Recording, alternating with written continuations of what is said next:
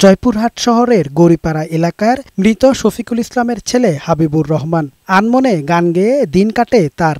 মৃত শফিকুল ইসলামের স্ত্রী মরিয়ম, বড় মেয়ে রহিমা, মেজ মেয়ে রূপালী ও ছোট মেয়ে রুমানা সহ পরিবারের সবাই মানসিক ভারসাম্যহীন। স্থানীয়রা জানান, বেশ কয়েক বছর আগে শফিকুল ইসলাম মারা গেলে তার স্ত্রী মরিয়ম আক্তার অসুস্থ হয়ে পড়েন।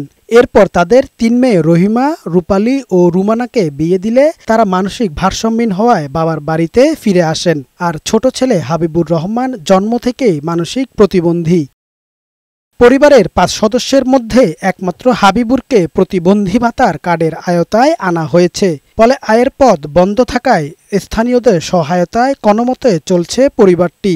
বাকিদেরও ভাতার আয়তায় আনার দাবি স্থানীয়দের। যে মন করে সেই এসে বাড়ি করে এসে টাকা পয়সা দেয়, এইভাবেই চলাতে। এলাকাবাসী যে খুঁজে নিয়ে আসে কিছু যদি দেয় তাহলে তাদের সংসার চলে। এনআইডি ও ঠিকানা সংশ্লিষ্ট কার্যালয়ের অন্তর্ভুক্ত না হওয়ায় পরিবারের বাকি সদস্যদের প্রতিবন্ধী সুবিধার আয়তায় আনা সম্ভব হয়নি বলে জানান সমাজসেবা কার্যালয়ের এই কর্মকর্তা। আইডি কার্ডটা হচ্ছে ঠিকানা সমাজসেবা কার্যালয়ের আওতাধীন না হয় তাদেরকে আমরা সুবিধার আওতায় আনতে পারি নাই। তাদের আইডি কার্ডটা যদি তারা স্থানান্তর করে নিতে পারে তাহলে আমরা তাদেরকে সার্বিক সহযোগিতা দেওয়ার জন্য প্রয়োজনীয় ব্যবস্থা গ্রহণ করব।